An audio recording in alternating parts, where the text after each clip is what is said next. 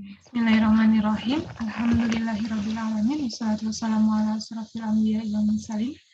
Sayyidina wa maulana Muhammadin wa ala alihi wa sahbihi ajma'in.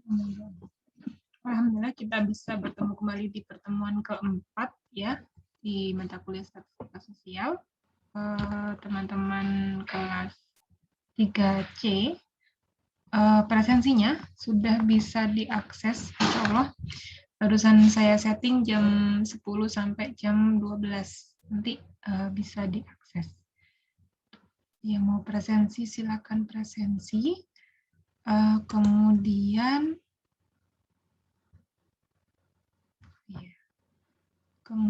untuk pertemuan kita hari ini tidak ada diskusi di LMS ya, jadi kita diskusinya di Zoom meeting aja. Salah.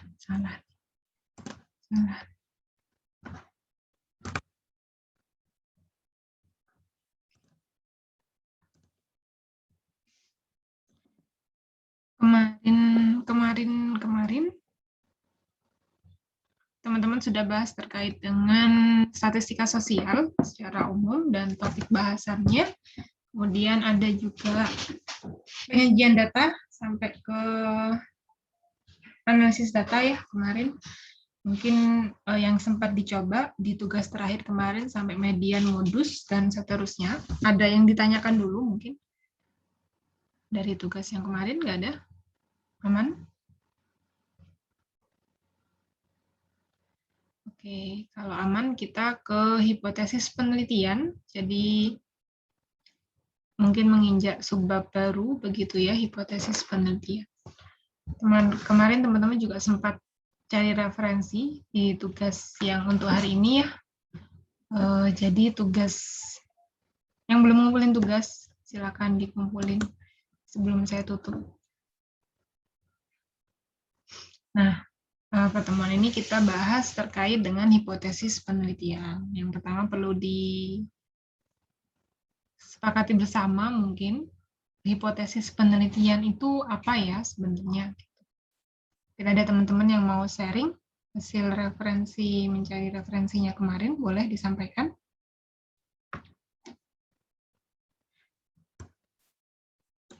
Apa yang dimaksud dengan hipotesis penelitian?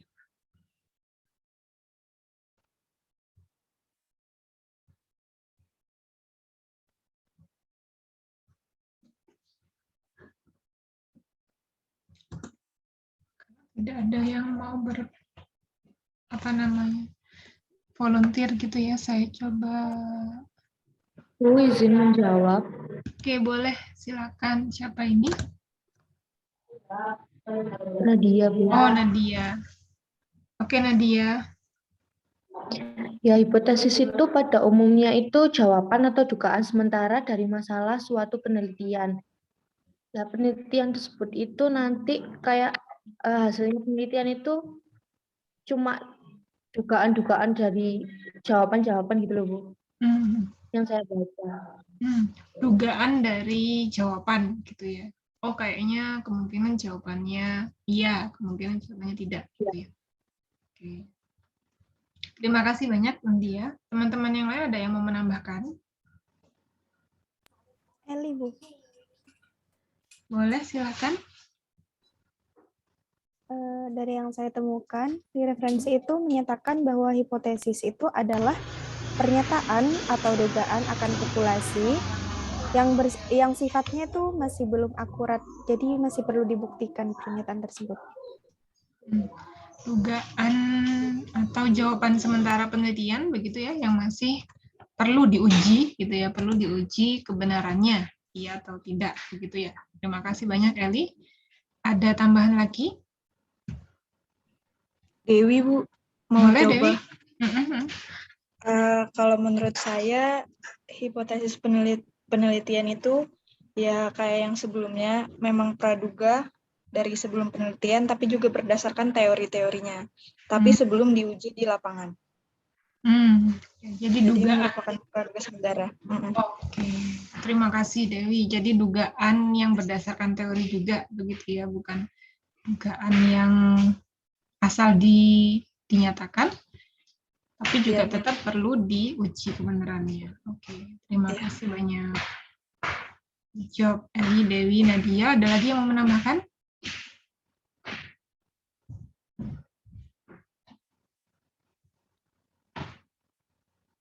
Ada yang mau menambahkan? Sudah?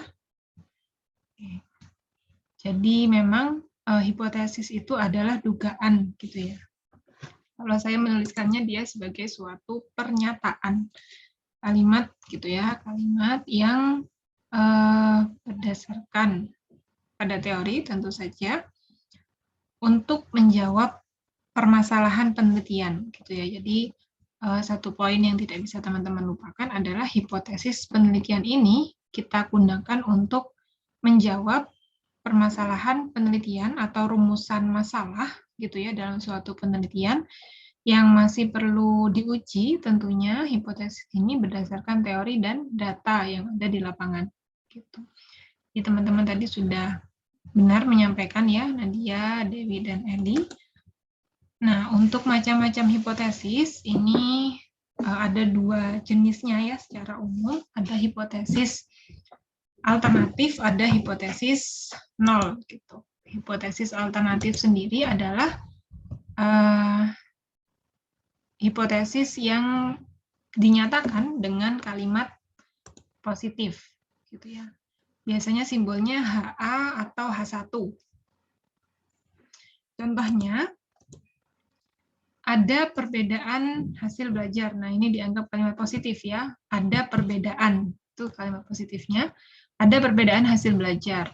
Kemudian ada hubungan antara status sosial dengan tingkat gizi keluarga, misalkan. Atau bisa juga dibentuk dengan kalimat mesin bot hasil produksi PTX mampu berkecepatan 300 km per jam. Nah, sedangkan kalau H0 sendiri ini kebalikan dari HA atau H1, yaitu dia dinyatakan dalam kalimat negatif. Berarti kalau ada negatifnya, tidak ada perbedaan antara hasil belajar statistik kelas A dengan kelas B, misalkan. Atau tidak ada hubungan antara status sosial dengan tingkat gizi keluarga. Atau kalau di poin ketiga, berarti negatifnya adalah mesin bot hasil produksi PTX tidak mampu berkecepatan 300 km per jam. Nah, itu pernyataan ya terkait dengan hipotesis. Jadi hipotesis itu sebenarnya simpel gitu ya, tidak neko-neko, kalimatnya tidak aneh-aneh. Jadi H0-nya diwakili dengan kalimat negatif, H1 atau HA diwakili dengan kalimat positif. Nah, nanti yang mau kita uji bisa salah satu saja, misalkan H0. Kalau H0-nya ternyata tidak betul, berarti kan pindah ke H1 atau HA yang diterima, gitu ya. Misalkan H0-nya tidak ada perbedaan, ternyata setelah diuji ada perbedaan, berarti larinya H0 ditolak, H1 diterima. Ada perbedaan, bla bla bla. Gitu. Nah, itu nanti kita coba uji dengan beberapa uji yang lain, gitu ya.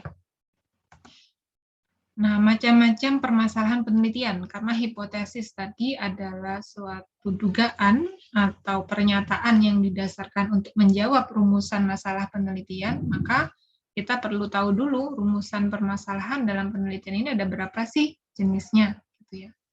Sehingga kita bisa membedakan jenis hipotesisnya juga.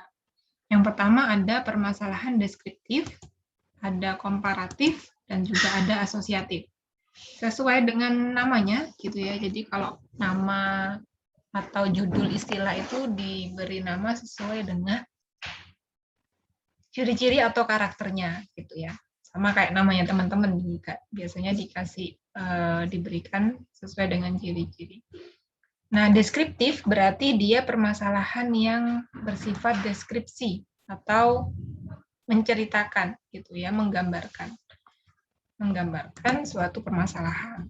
Nah, biasanya pakai satu variabel saja cukup. karena tidak perlu dibandingkan. Hanya mendeskripsikan variabelnya saja. Contohnya, bagaimana kualitas dosen statistik di Indonesia? Nah, pertanyaan ini kan akan menggambarkan kualitas dosen statistik di Indonesia seperti apa. Kalau hipotesisnya berarti hipotesis yang deskriptif, berarti hipotesis nolnya bisa saja kalimat positifnya adalah 75% dosen statistik di Indonesia berkualitas baik gitu. Atau kalau mau negatif berarti berkualitas tidak baik gitu ya. Jadi kalimat bentuknya, hipotesisnya bentuk kalimat dengan persentase tertentu. Ketika komparatif namanya juga compare gitu ya. Kalau compare tentu saja ada yang dibandingkan. Berarti minimal ada 2 variabel di sini yang dibandingkan. Misalkan, adakah perbedaan kualitas pelayanan masyarakat antara pemerintah Kota Pasuruan dengan Kota Sidoarjo dalam persampahan, gitu ya, dalam menangani sampah. Berarti yang di-compare di sini apa? Kualitas pelayanan masyarakatnya dalam menangani sampah antara Kota Pasuruan dengan Kota Sidoarjo. Ini variabelnya 2 berarti ya. Variabelnya adalah kualitas pelayanan terhadap kota. Kalau mau ditambah kotanya boleh silahkan. Tambahin Surabaya gitu ya. Asal yang penelitian tidak pusing aja. Kalau variabelnya banyak kan datanya perlu banyak yang diambil ya. Nah, kalau permasalahan asosiatif sendiri, kalau compare dia membandingkan 2 atau lebih variabel. Kalau asosiatif berarti dia mencari hubungan antara satu variabel dengan variabel yang lain. Nah, asosiatif ini ada beberapa jenis juga. Ada 3 jenis ya. Ada 3 jenis yaitu hubungan simetris. Contohnya, apakah ada hubungan antara postur tubuh dengan gaya kepemimpinan. Nah, ini dilihat hubungannya. Simetris itu maksudnya dia satu subjek gitu ya, tapi kita lihat postur tubuh dengan kepemimpinan. Ada 2 variabel di situ, ada variabel postur tubuh, ada variabel gaya kepemimpinan. Nah, itu yang kita lihat hubungannya. Apakah semakin bagus postur tubuhnya, gaya kepemimpinannya semakin baik. Nah, itu nanti bisa kita dapat dari uji komparatif. Uji asosiatif. Uji regresi biasanya. Nanti teman-teman juga kenal beberapa istilah di penelitian kuanti ya. Yang selanjutnya ada jenis hubungan sebab akibat atau kausal. Contohnya, seberapa besar pengaruh tambahan gaji terhadap kedisiplinan. Nah, ini hubungan sebab akibat karena kita mau melihat kalau gajinya ditambah, apakah menyebabkan kedisiplinan kerja pegawainya juga bertambah, gitu ya. Atau ada yang hubungan interaktif antara subjek dengan subjek. Apakah ketika sikap guru itu baik, maka prestasi belajarnya juga baik. Gitu. Jadi adakah hubungan antara sikap guru terhadap prestasi belajar? Berarti hipotesis nolnya bisa hipotesis nol tadi apa? Negatif ya. Negatif berarti tidak ada pengaruh antara hubungannya itu ya. Tidak ada hubungan antara sikap guru terhadap prestasi belajar. Atau ada hubungan antara sikap guru dengan prestasi belajar. Nah, untuk hipotesisnya itu tentu saja bergantung dengan rumusan masalah ya. Kalau tadi rumusan masalah dibedakan jadi 3 jenis, berarti dia di hipotesis sama. Jadi hipotesis yang deskriptif, maka pernyataan atau hipotesisnya itu untuk menjawab permasalahan yang sifatnya deskriptif, yang mau menggambarkan sesuatu, mau menjelaskan sesuatu. Yang komparatif juga begitu, hipotesis yang dibuat untuk menjawab permasalahan yang membandingkan atau membedakan 2 atau lebih variabel. Sedangkan asosiatif, hipotesisnya juga dibedakan berdasarkan jenisnya tadi ada hubungan simetris, ada sebab akibat, ada juga hubungan interaktif. Gitu. Nah, untuk analisis datanya, analisis data statistikanya, kita mungkin akan kenal beberapa istilah agak baru gitu ya, karena berkaitan dengan populasi dan sampel. Kalau di sampel kemarin, teman-teman kenal dengan rata-rata, dengan simbol X bar, standar deviasi dengan simbol S, dan varian dengan simbol S kuadrat. Nah, tapi untuk data populasi, nanti kita simbolnya adalah mu untuk rata-rata, sigma untuk standar deviasi, dan sigma kuadrat untuk varian. Jadi ini sekarang sifatnya masih informasi gitu ya, nanti teman-teman akan pakai di 2 pertemuan yang akan datang.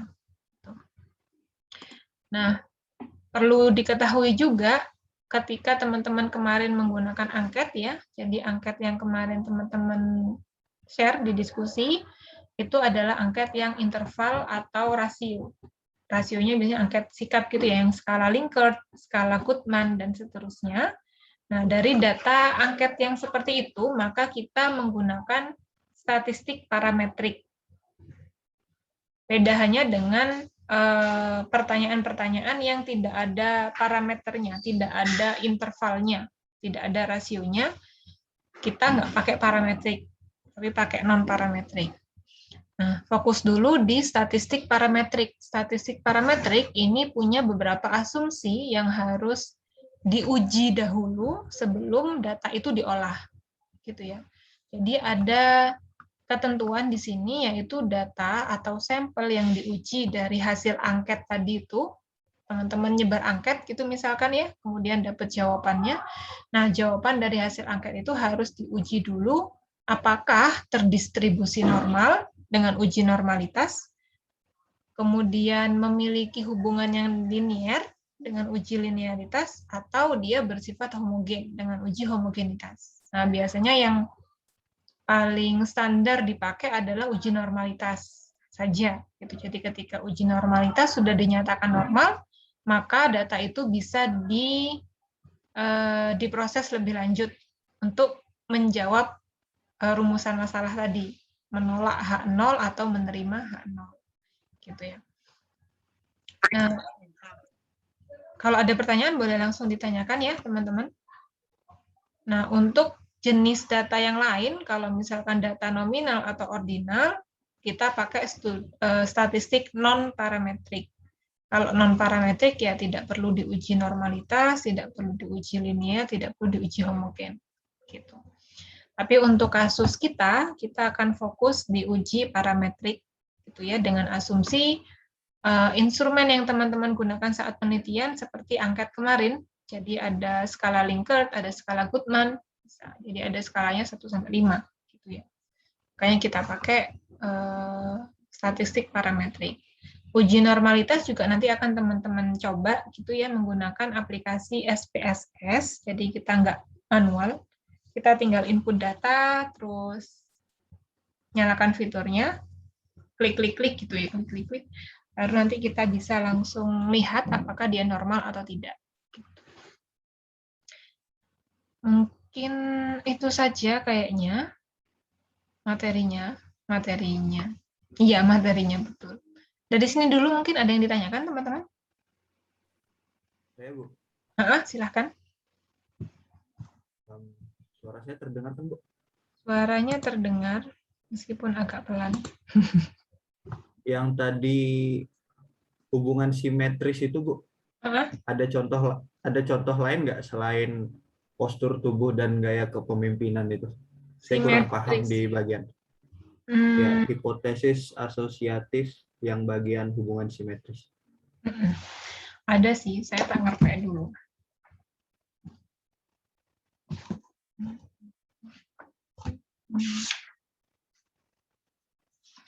Kalau di sini dia ambil simetrisnya.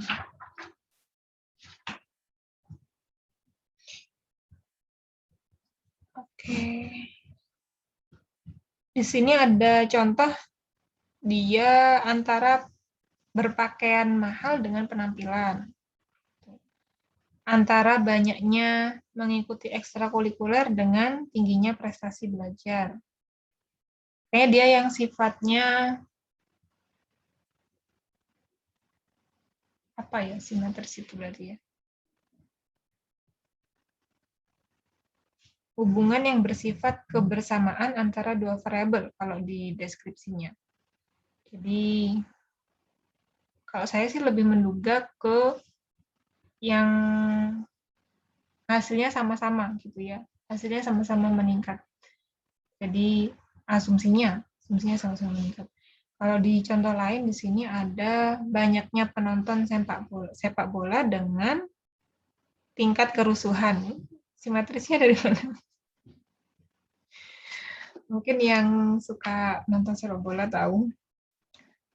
Bisa seperti itu. Hubungan keaktifan. Beda tipis sama hubungan sebab akibat juga, Bu ya? Kalau sebab akibat dia lebih ke, kalau saya sih masih melihat beda banget gitu ya antara simetris sama sebab akibat. Karena kalau misalkan tadi banyaknya penonton dengan tingkat kerusuhan, kan kita tidak bisa melihat tidak ada data gitu ya yang menyatakan kalau banyak penonton itu akan mengakibatkan kerusuhan gitu kan, nggak berdampak gitu ya. Kalau sebab akibat itu kelihatan dampaknya. Satu variabel dengan variabel yang lain itu adalah dampak dari variabel pertama. Tuh, kalau di sini tadi itu hubungan antara, rumusan masalahnya saya ambil apa tadi? Pengaruh antara gaji dengan kedisiplinan kerja.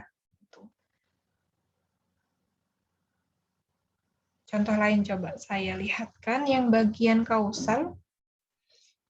Kebakaran hutan di daerah tropis berpengaruh positif terhadap lapisan ozon gitu. Jadi ada sebab akibatnya. Lebih kelihatan sebab akibatnya. Kalau yang simetris tadi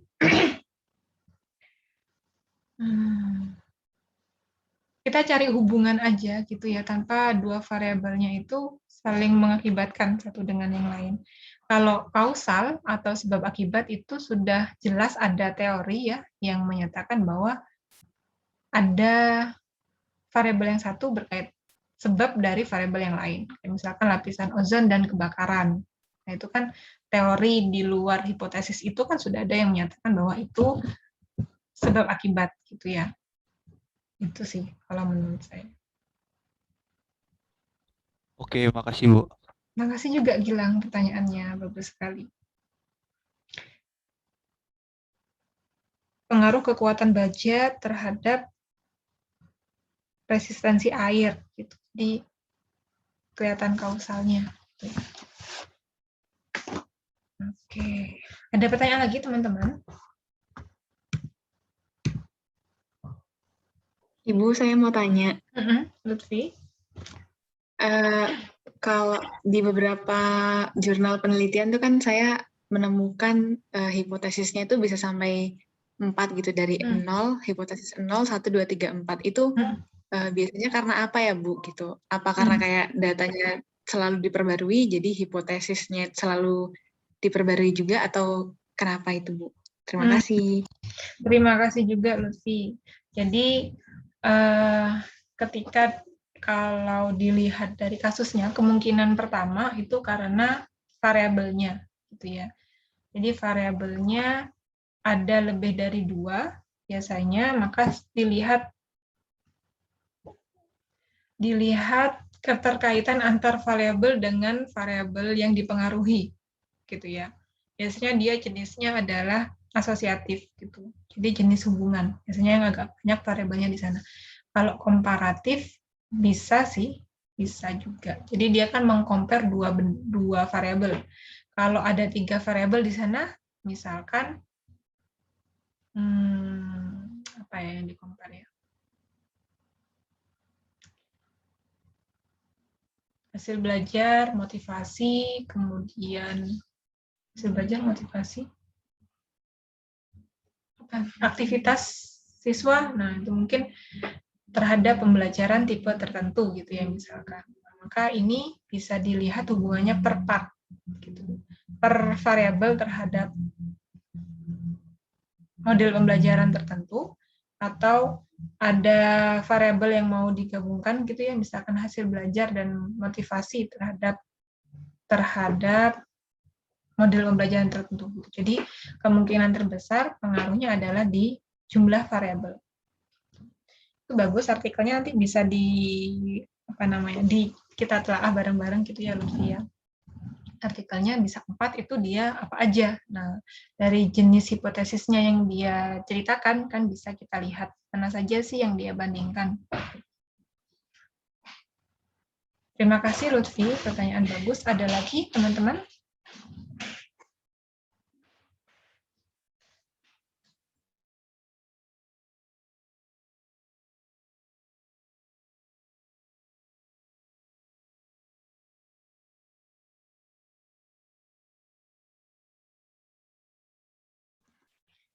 Kalau tidak ada,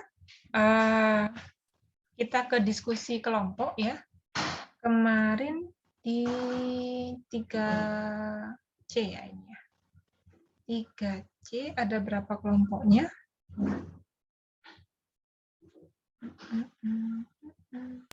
12, Bu. 12. Oke, 12 saya buatkan 12 room. Tugasnya di kelompok adalah pertama, memeriksa kembali artikel yang teman-teman kemarin temukan, gitu ya. Kemudian silakan dipilih satu artikel saja yang bisa didiskusikan, gitu ya. Kalau bisa nanti topiknya terkait dengan masalah sosial gitu, jangan yang ke perikanan, pertanian, peternakan, nanti jenis variabelnya bisa beda-beda, nanti teman-teman khawatirnya terlalu banyak menemukan istilah baru di sana. Nah, artikelnya itu diapakan? Artikelnya dipreteli gitu ya, dicari rumusan masalah atau tujuan penelitiannya. Dikasih stabilo gitu ya, biar enak. Dikasih stabilo atau ditandai gitu, mana rumusan masalah atau tujuan penelitian, hipotesisnya seperti apa, H1, H2, H3, H4. Kalau ada, biasanya sih H1 sama H2 aja. H0 atau H1 gitu ya. Jarang yang pakai H1, H2. Kemudian ditentukan dari jenis hipotesis itu, dia hipotesisnya deskriptif, asosiatif, atau komparatif. Gitu ya. Kemudian poin ke D adalah teman-teman periksa bagian teknik analisis data. Coba dicari di sana, dia pakai uji homogen, uji normalitas, atau uji linier, atau ketiga-tiganya, atau salah satu saja. Nah, itu ditandai aja, ada atau tidak di biasanya sih bagian metode atau hasil penelitian. Gitu. Dari tugas diskusi kelompoknya ada yang ditanyakan? Tidak ada? Diskusinya sampai jam berapa, Bu? 15 menit cukup ya. Waktu diskusinya 15 menit cukup, insya Allah. Jadi langsung didiskusikan saja. Nanti kalau sudah kembali ke main room, baru kita diskusi bareng di kelas. Nanti saya minta perwakilan kelompok tertentu untuk menyampaikan hasil diskusi kelompoknya. Ada pertanyaan lagi? Ibu, kalau dari sisi pendidikan itu masih boleh ya, Bu, ya berarti? Boleh. Atau hanya sosial saja? Oh, boleh. Masih masuk sosial. Tuh. Yang terima kasih juga. Yang jelas jangan kena perikanan gitu ya. Di kelas sebelum itu ada yang kena perikanan, jadi istilahnya sulit, rumusan masalahnya dapat, hipotesisnya dapat, hipotesisnya juga agak aneh gitu, ada apa gitu, jadi juga susah kita meraba itu maksudnya kemana. Oke, silakan didiskusikan dengan kelompoknya. Saya kasih waktu 15 menit, berarti sampai jam 11 kurang berapa? Kurang 5 ya? Kurang 10. Teman-teman bisa pilih kelompok sesuai dengan nomor kelompoknya ya di breakout room.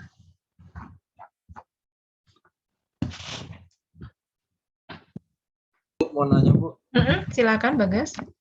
artikel yang saya temui kan judulnya judulnya pengaruh kegiatan ekstrakurikuler robotika terhadap kecerdasan emosional siswa di SMK Negeri 3 Yogyakarta.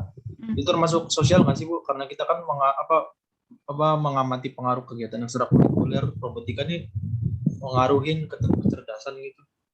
Boleh. Masih masuk Boleh, Bu. saya rasa. Masih masuk. Oke, makasih ya Bu. Terima kasih juga. Pokoknya selama variabelnya bisa teman-teman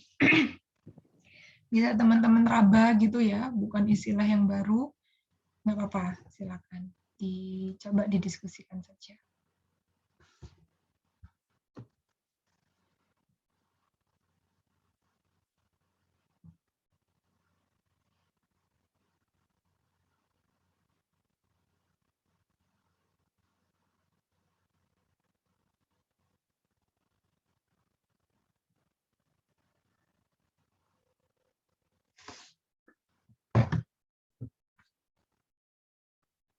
Filenya saya kirim di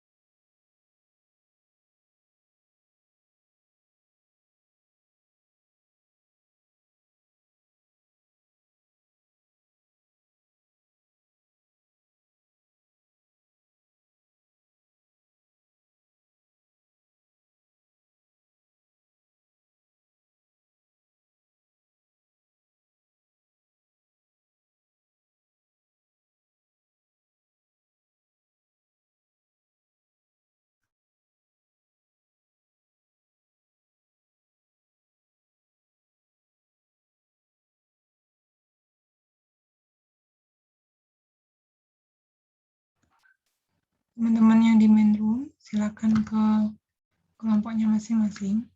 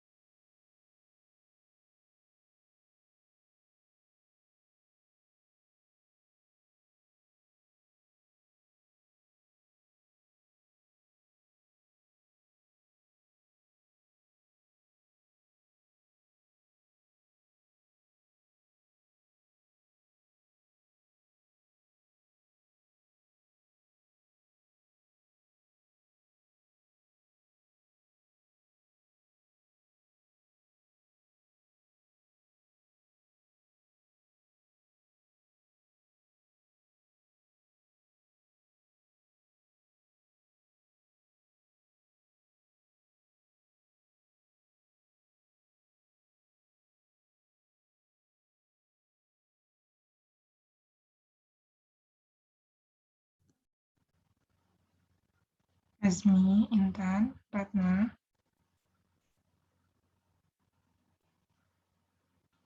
Ini habis join apa ditinggal ya?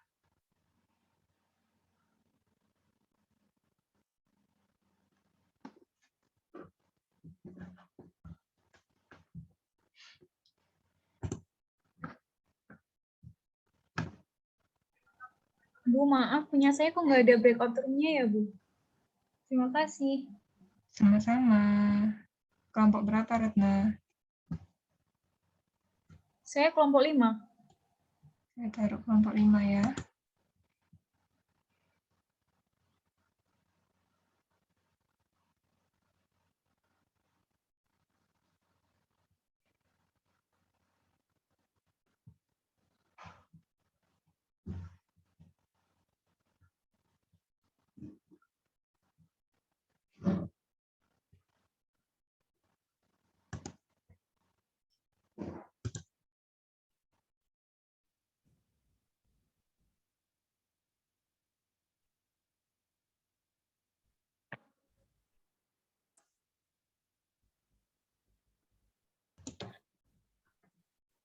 Sudah sampai mana diskusinya? Lagi cari hipotesisnya, Bu. Hipotesis apa? Hipotesis penelitiannya. Iya, jenis hipotesisnya. Oh, jenis hipotesisnya. Udah dipecah. Udah dipecah. Udah bagi tugas, Bu. Oh, alah. Pantesan kok hening. Ini lagi ngetik. Oke deh. Kayak telepati semua. Bang, kita bergerak dalam diam, Bu. Oh, gitu. Kayak air dong. Diam-diam tiba-tiba tidur semua, Bu. Mimpi berarti ya, bergerak dalam diamnya. Ibu. Ini yang tekniknya homogenitas sama homogen itu sama ya? Sama. Uji homogen. Ada yang bilang uji homogenitas. Ditandai aja. Kenapa? Kapan masuk ke sini, Bu? Tiba-tiba datang. Iya, kan saya bergerak dalam diam tadi. Oh, iya. Oke deh, selamat diskusi. Saya tak jalan-jalan. Iya. Hati-hati ya, Bu. Iya, terima kasih.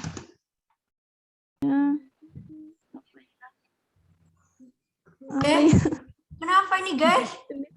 Siapa nge-record? Ayo, siapa yang merecord? Sumpah, aku nggak tahu. Oh, ada itu, ada dosennya. Oh. Selamat pagi, Bu. Selamat siang. Sudah siang ini. Bu mau tanya. Ini tuh kan kelompok kami memilih artikel yang dengan judulnya Pengaruh Penggunaan Internet Terhadap Pengetahuan K-pop di Soulmate Community Kota Samarinda.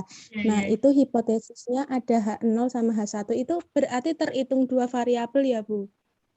Variabelnya dihitung dari variabelnya sendiri, bukan dari hipotesisnya.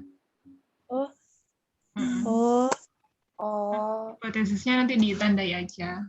Tadi kalau dilihat dari judul kayaknya ada apa itu? Pengaruh internet terhadap pengetahuan K-pop di Soulmate Community Kota Samarinda. Terus nanti H0-nya kan tidak ada pengaruh. H1-nya ada pengaruh. Nah, itu berarti terhitung 2 variabel, Bu. 2 variabel. Variabelnya apa sama apa? H0 sama H1. Yang terpengaruh sama yang tidak terpengaruh, Bu. Iya, itu. Bukan. Yang mana ya variabelnya? Soalnya ini menentukan jenis apa tadi, Bu, yang deskriptif itu Bu, itu belum. Jadi harus mencari variabel. Variabelnya itu bebas sama terikat, Bu. Iya, yang bebas mana, yang terikat mana? Yang bebas penggunaan internet. Terus yang terikat pengetahuan Korean musik populer. Jadi ada internet sama Korean pop gitu ya. Yang bebasnya internet, nanti terikat itu maksudnya dia mengikat hasil pengetahuan Korean popnya tadi. Itu yang terikat ya, Bu? Korean popnya. Fokusnya berarti dia pakai yang deskriptif, korelasi atau asosiatif?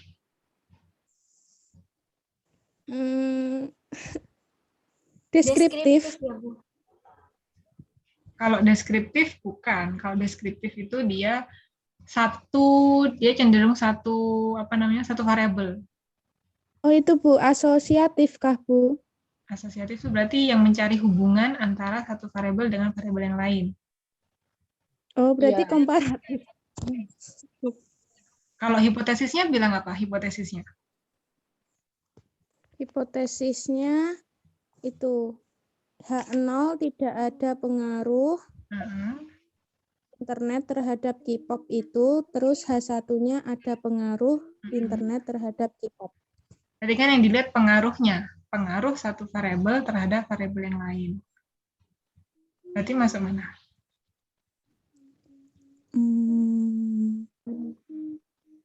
Kalau compare dia membandingkan satu variabel dengan variabel yang lain. Kalau asosiatif dia nyari keterkaitan antara variabel yang satu dengan variabel yang lain. Berarti asosiatif. Iya, asosiatif. Baik, terima kasih, Bu. Terima kasih juga. Di Stabilo, biar gampang nanti kalau presentasi. Iya, Bu. Makasih, Bu. Terima kasih juga.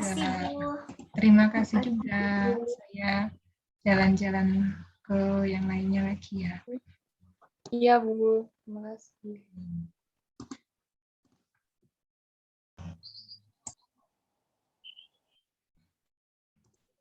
Yang record siapa anjir?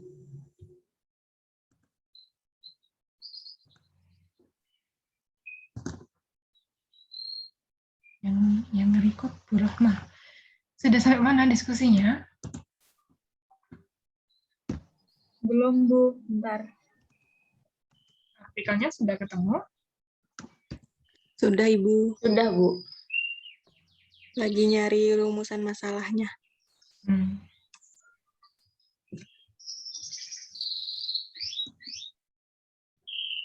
Boleh di-share screen biar enak diskusinya.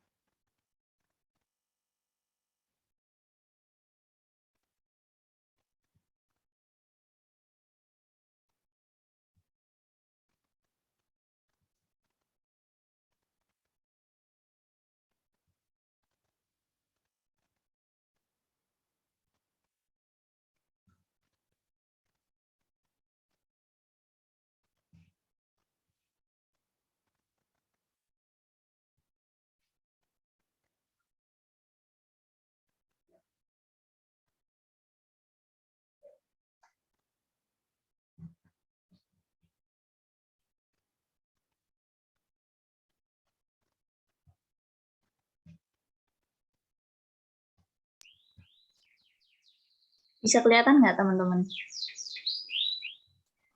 Bisa. Ini 2 ya, kelihatan dua-duanya. Gimana? Kelihatan. Yang kelihatan? Ini yang share Kelihatan screen apa aja? Duluan sama atasnya. Nggak bisa ya, kalau di Zoom nggak bisa 2 layar ya? Kayaknya satu aja. Iya, nggak bisa ya? Nggak bisa, Bu, kayaknya.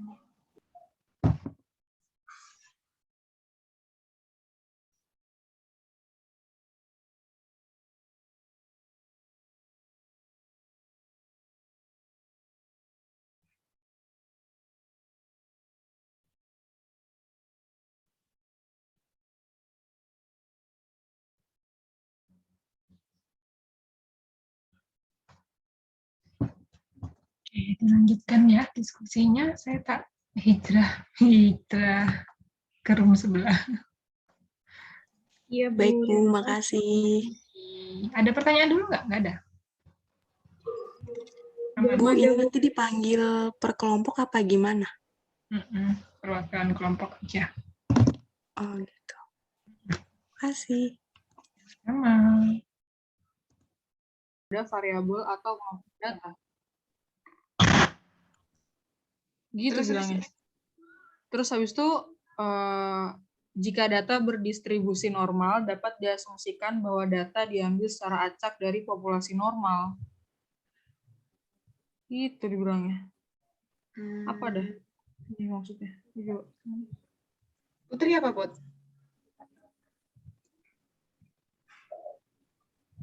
Kalau yang uji linearitas ini di sini keterangannya, penjelasannya mengetahui apakah dua variabel mempunyai hubungan yang linear atau tidak secara signifikan. Terus biasanya digunakan sebagai syarat dalam analisis kolerasi atau regresi linear. Berarti intinya tadi ini ya, dua variabel dikatakan mempunyai hubungan yang linear bila signifikan, intinya gitu. Masuk ke kalau linear penjelasan linearitas. Karena di sini kan ditandai aja nggak apa-apa, belum sampai ke sana. Nanti kalau uji linear sama homogennya pakai SPSS, teman-teman tandai aja di artikelnya itu dia uji pertamanya pakai homogen atau pakai linear. Gitu. Kalau memang ada dua-duanya nggak apa-apa, dikasih tanda aja dua-duanya. Oh, iya. Oh, iya. Ibu, kalau homogen ini apa? Ininya variabelnya tuh harus sama gitu kah, Bu? Ininya tuh kata kuncinya homogen itu, Bu. Kalau homogen yang dikatakan homogen dan serasi itu datanya. Data dalam satu variabel gitu. Jadi kalau misalkan data dari motivasi belajar gitu ya misalkan. Nah, semua data yang masuk ke motivasi belajar nih misalkan angket motivasi belajar itu dikasihkan ke 100 atau 200 orang. Nah, dari 200 orang itu data yang tersebar itu kan jawabannya kan pasti beda-beda gitu ya. Nah, data yang tersebar atau jenis datanya itu normal. Normal tuh dalam artian nanti kita akan bahas juga normalnya itu kalau median dan modusnya itu ada di satu titik gitu. Jadi datanya itu nggak numpuk di jawaban tertentu gitu. Yang kita sebut normal. Homogen ya. Kalau homogen tadi sejenis. Sejenisnya itu dalam artian tidak ada data yang melenceng jauh juga gitu. Tetap dalam satu variabel, tapi nggak beda variabel. Berarti lebih ke hasil datanya itu nggak terlalu beda gitu kah, Bu? Kalau yang homogen ini? Atau gitu? Kalau kita membandingkan itu kan subjek yang satu misalkan kelas A sama kelas B, itu kan kalau yang A misalkan anaknya sudah pinter-pinter, misalkan nilainya sudah di atas 80-an gitu ya, misalkan kemudian yang kelas B siswanya itu cenderung di bawah 80-an. Nah, ketika kita mau mengcompare hasil belajar kan nggak valid karena datanya nggak homogen, nggak sama gitu ya. Satunya sudah tinggi duluan, satunya masih mau ditinggikan gitu istilahnya. Nah, itu nanti yang diuji. Jadi dalam satu variabel, tapi nanti kita compare satu dengan yang lain. Yang mau dilihat homogennya yang data mana dengan data mana.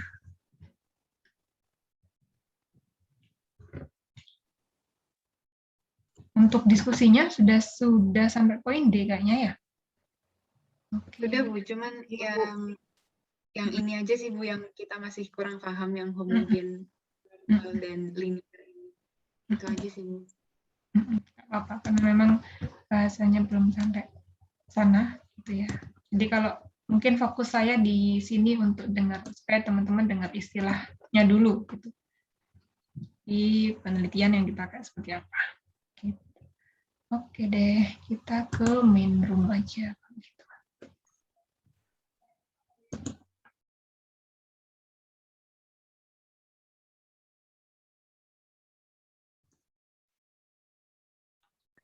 Ini Kak Pop. Nggak apa-apa. Nggak apa.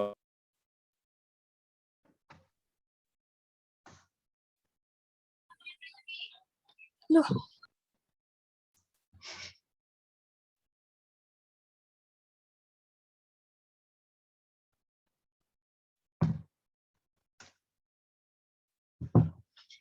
Oke, teman-teman sudah diskusinya? Sudah. Sudah, Bu. Boleh dibantu kelompok berapa ya? Atau ada yang mau jadi sukarelawan? Ini kelas 3J ya.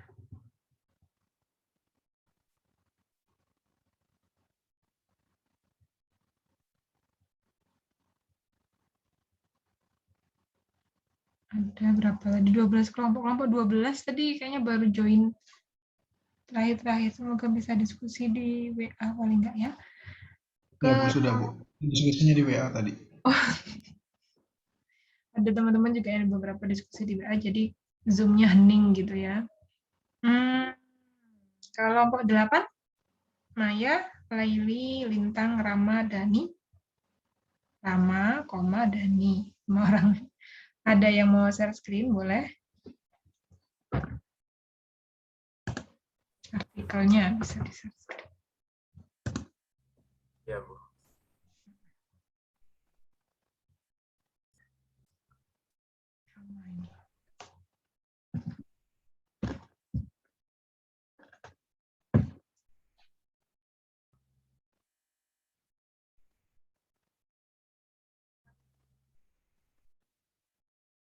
Ini artikelnya Rama sendiri, bukan?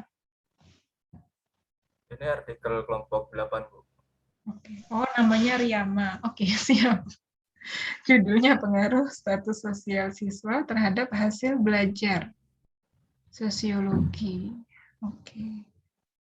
Oke, Rama boleh disampaikan rumusan masalahnya di artikel ini apa? Ya, di sini kami menemukan rumusan masalah dari artikel ini adalah apakah status sosial siswa berpengaruh terhadap hasil belajar sosiologi di kelas 10 SMA. Lalu jenis hipotesisnya adalah jenis hipotesis deskriptif dan teknik analisisnya menggunakan linearitas, Bu. Boleh diarahkan ke rumusan masalahnya. Kalimat di rumusan masalah. Kami menemukan dari judulnya aja, Bu. Oh, dari judulnya aja. Kalau untuk kalimatnya di bab 1 biasanya pendahuluan ke paragraf terakhir atau di abstrak. Di abstrak bisa sebenarnya. Bertujuan untuk mengetahui pengaruh status sosial terhadap hasil belajar sosiologi. Itu tujuannya, tujuan penelitiannya. Metode penelitiannya deskriptif, pendekatan survei, alat pengumpulan datanya, wawancara, angket, uji validitas, reliabilitas, uji persentase. Regresi. Kalau tulisan pernyataan hipotesis 1 sama hipotesis 0-nya ditulis di artikel nggak, Rama? Di bawah nggak ada di bagian adanya itu. Oh, metodenya nggak ada di metode. Metode di sini.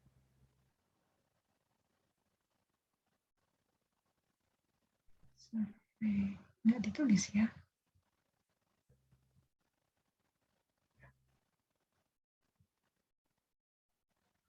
Pakai angket checklist. Di bagian hasil dan pembahasan, kalau linearnya dapat dari mana? Linear kita dapat dari di sini, Bu. Untuk menganalisis data dalam penelitian ini digunakan teknik perhitungan regresi linear sederhana. Regresi linear. Kalau jenisnya apa nih berarti deskriptif? Deskriptif. Yang dideskripsikan apa?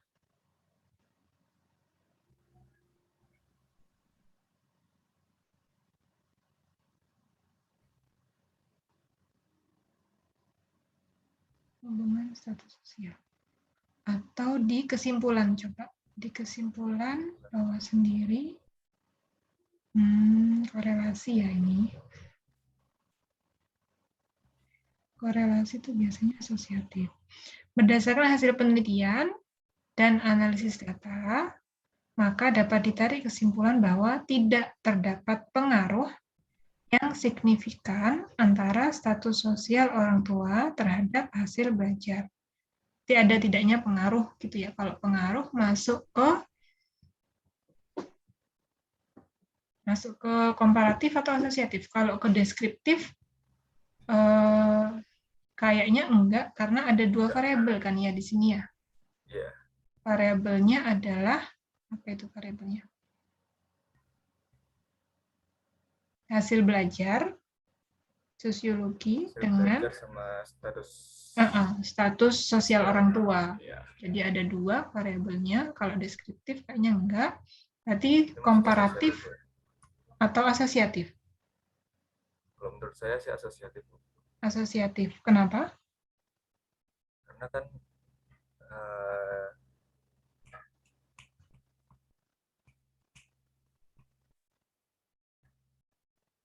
dilihat dari tujuannya ya. Iya, melihat keterkaitan antara status sosial dan hasil belajar. Tuh.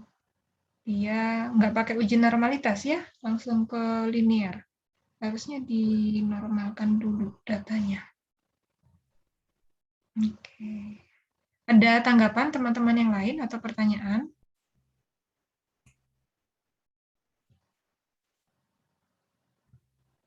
Nggak ada. Oke, terima kasih Rama dan kelompok. Apa tadi? Saya lupa nomornya nih. Kelompok 8. Ya. Rama, Maya, Laili, Lintang, sama Dani. Oke, satu lagi. Oh, tadi yang hipotesisnya 4 mungkin bisa kita bahas ya. Siapa tadi? Lutfi ya? Lutfi ambil kelompoknya Lutfi, jadi ambil yang hipotesisnya 4. Jadi, Bu. Jadi, boleh di share screen. Kelompok 7 ya. Ada Lutfi, Eli, Haya, Putri, sama Anta.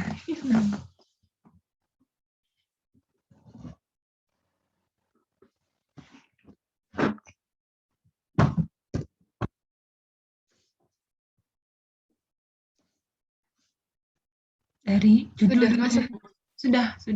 Judulnya minta tolong di ini dulu. Judul penelitiannya pengaruh sistem quality, information quality, service quality terhadap net benefit pada sistem KRS online Universitas Muhammadiyah Malang. Fatoni. Jurusan. Prodinya apa ini? Informatika mungkin ya, atau sosial. Waduh, istilahnya net benefit ini apa? Ekonomi? Nggak tahu deh. Oke, lanjut. Ini berarti rumusan masalahnya apa dan seterusnya.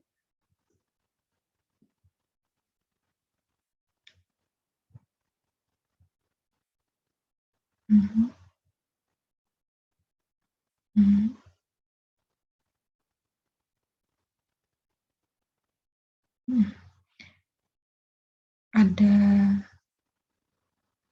rumusan masalah rinci nggak ya? Ini yang sudah di Stabilo itu mengetahui sejauh mana efektivitas sistem, kualitas layanan, dijabarkan ya rumusan penelitian ini 1, 2, 3 gitu nggak ya? Dia nulisnya secara umum ya, kalau di Stabilo kuning pertama itu mengetahui sejauh mana tingkat kesuksesan KRS online dengan meneliti hubungan antar variabel. Variabelnya tadi cukup banyak ya kayaknya ya. Efektivitas sistem, kualitas layanan, kualitas sistem, kualitas informasi, kepuasan pengguna. Oke. Mengukur kesuksesan. Kalau hipotesisnya? Ini tadi yang ada. Oke. Hipotesisnya ada 2 tetap ya. Hipotesisnya ada 2. Hanya saja dia dibagi 4 kasus. Kasus pertama itu kualitas sistem terhadap pengguna. Ada 2 hipotesis di sana. Hipotesis pertama, H0-nya adalah tidak ada pengaruh signifikan. Gitu ya. Hipotesis keduanya, terdapat pengaruh signifikan antara variabel kualitas sistem dengan kepuasan pengguna. Oke, jadi kalau hipotesisnya tetap 2, cuman dia bagi beberapa kasus. Kasus yang berkaitan dengan variabel-variabelnya tadi. Ada informasi terhadap pengguna, ada kualitas layanan terhadap pengguna, gitu ya. Ada kepuasan pengguna terhadap manfaat bersih. Oh, net benefit ya.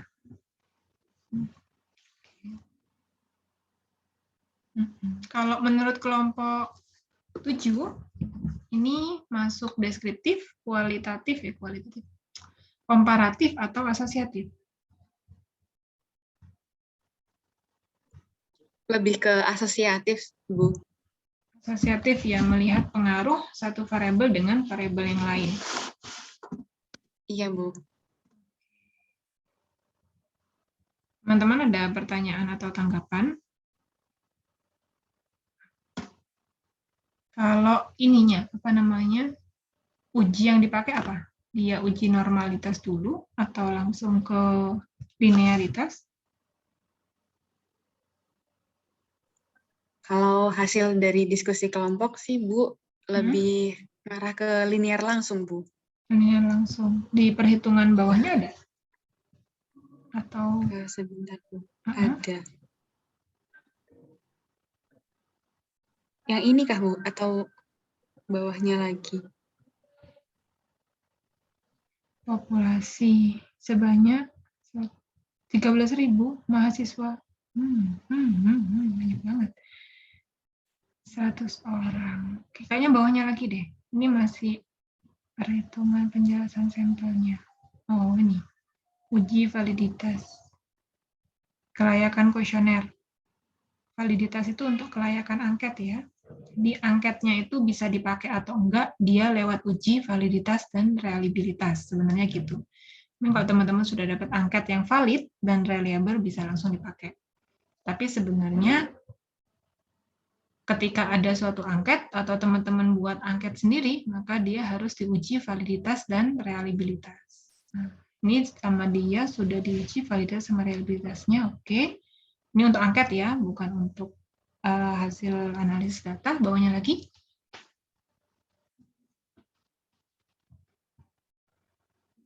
Uji validitas. Oh, langsung uji T. Langsung lihat pengaruh ya, langsung ke uji T-nya. Oke. Nggak ada kata uji normalitas berarti di situ ya? Nggak ada, Bu. Nggak apa-apa. Terima kasih banyak, Lutfia dan teman-teman kelompok 7. Ada tambahan dari teman-teman lain? Pertanyaan? Tanggapan? Cukup, Bu. Cukup ya. Oke, jadi mungkin teman-teman hari ini apa ya? Lomba kosakata mungkin fokusnya ya. Jadi hipotesis insya Allah sudah apa ya bahasanya ngeh itu apa ya? Sudah paham.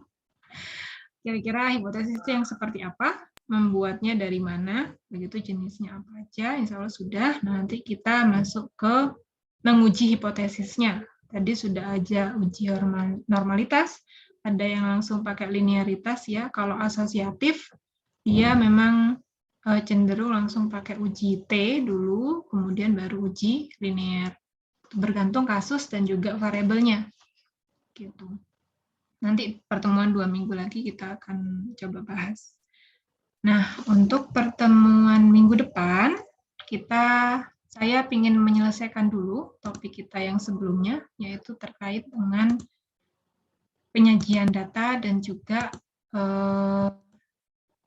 perhitungan data sampel ya. Jadi datanya cuma 70 di sini. Kalau di artikel mungkin biasanya yang dipakai untuk uji normalitas dan seterusnya itu subjek yang 100 dan seterusnya gitu ya, atau variabelnya berbeda-beda. Kalau ini kan cuman data nilai ujian akhir gitu ya, gampang banget. Nah, jadi untuk minggu depan teman-teman tidak ada diskusi, kegiatannya adalah satu, mengumpulkan video gitu ya. Deadline-nya minggu depan ya, minggu depan jam 12 siang. Videonya video penjelas, kalau bisa video kameranya dinyalakan, atau kalau memang sungkan boleh dikasih gambar wajah aja di sana. Nah, saya minta teman-teman menjelaskan gitu ya, langkah-langkah atau menjelaskan bagaimana teman-teman menyelesaikan permasalahan di sini. Ada 3 kasus. Yang pertama adalah membuat tabel distribusi frekuensi dan OGIF dari data yang ini ya, yang saya screenshot ini. Kemudian menentukan mean, modus, dan mediannya dari data yang ini juga. Yang ketiga adalah menentukan rentang antar kuartil atau selisih antara Q3 dan Q1. Jadi teman-teman cari Q3 dulu, Q1 dulu, dicari selisihnya. Boleh dikerjakan di Word, boleh teman-teman pindah dari Excel misalkan ke Word, kemudian nanti menjelaskannya di Word, boleh. Yang penting ada penjelasan dan langkah-langkahnya gitu ya. Atau langsung di Excel sambil ngotak-ngatik sambil menjelaskan, terserah. Mau pakai Zoom boleh, mau pakai Google Meet direkam sendiri boleh, atau pakai alat perekam lain silakan. Yang jelas teman-teman nanti yang diserahkan adalah link video.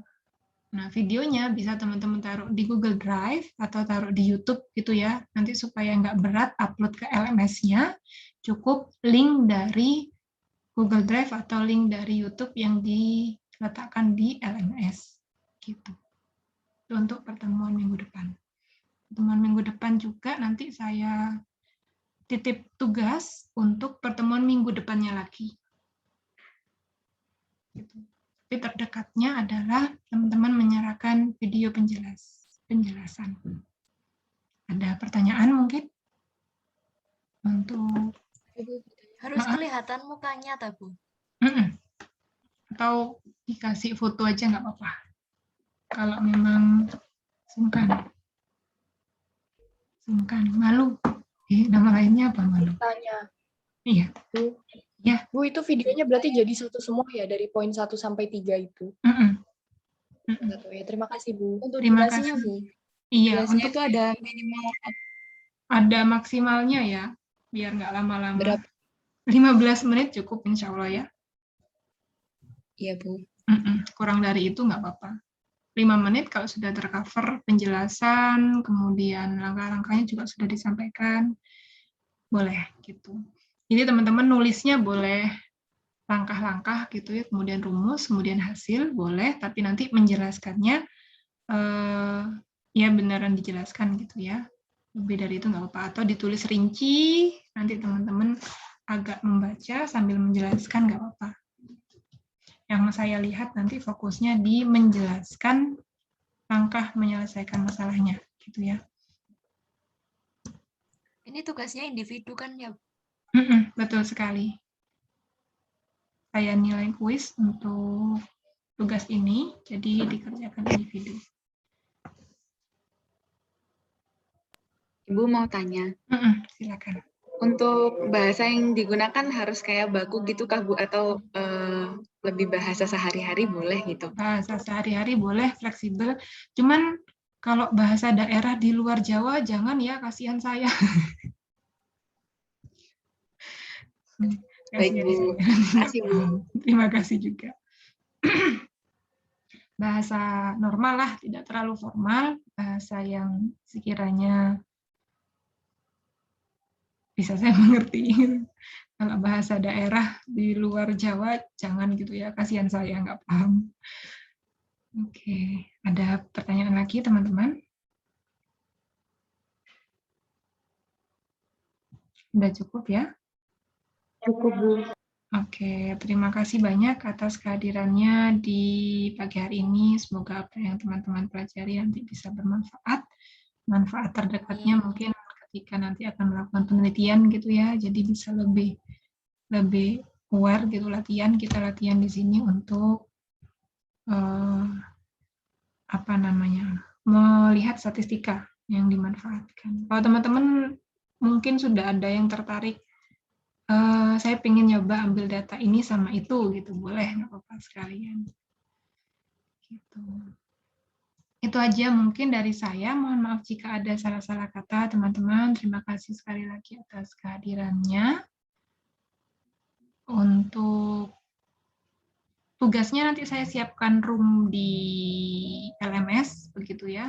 Mungkin agak siang, mungkin jam 1-an nanti baru jadi. Gitu.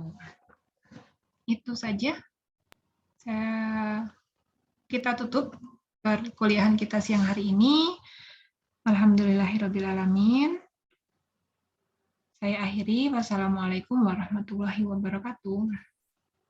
Waalaikumsalam warahmatullahi wabarakatuh. Terima kasih banyak, Bu. Terima kasih banyak juga, teman-teman.